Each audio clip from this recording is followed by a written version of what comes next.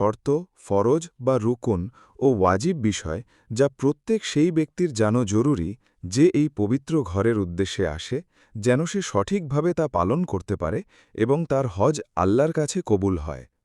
সাহিহ বুখারী ও মুসলিমে বর্ণিত হজরত আবু হুরায়রা রাদিয়াল্লাহু থেকে তিনি বলেন, আমি রসূলুল্লাহ সাল্লাল্লাহু আলাইহি ওয়াসাল্লামকে বলতে শুনেছি, যে ব্যক্তি আল্লাহর সন্তুষ্টির জন্য হজ করে এবং তাতে কোনো অশ্লীলতা বা পাপাচারে লিপ্ত হয় না, সে এমনভাবে ফিরে আসে যেন সে তার মায়ের গর্ভ থেকে সদ্য জন্ম নিয়েছে। হজের সবচেয়ে গুরুত্বপূর্ণ উদ্দেশ্য ও শিক্ষা হল এটি যেন খাঁটি তাওহীদ প্রতিষ্ঠার মাধ্যম হয়, একমাত্র আল্লাহর ইবাদত করা।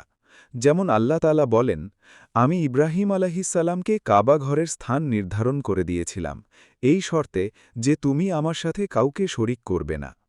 এবং হাজির জন্য প্রয়োজন কুরআন ও সুন্নার বিরুদ্ধ সব কিছু থেকে দূরে থাকা এবং এমন সব বিশ্বাস থেকে বিরত থাকা যা এই উম্মতের পূর্বসূরীরা অর্থাৎ সালাফগণ অনুসরণ করেননি।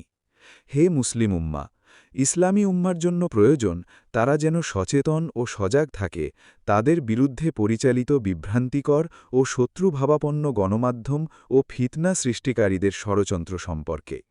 এজন্য দরকার সতর্কতা, যাচাই-বাছাই, প্রজ্ঞা, ঐক্যবদ্ধতা এবং একতার বন্ধন।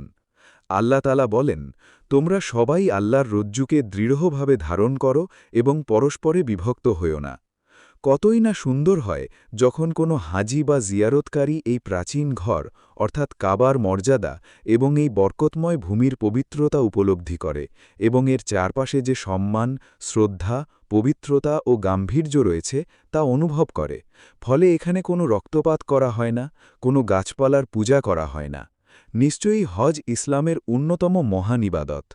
এখানে অর্থাৎ হারাম এলাকায় কোনো শিকার তাড়ানো যায় না এবং কোনো হারানো বস্তু কুড়িয়ে নেওয়া যায় না, তবে তা মালিককে খুঁজে দেওয়ার উদ্দেশ্যে হলে ভিন্ন কথা। তাহলে মানুষের প্রতি কষ্ট দেওয়া তো আরও বড় অপরাধ।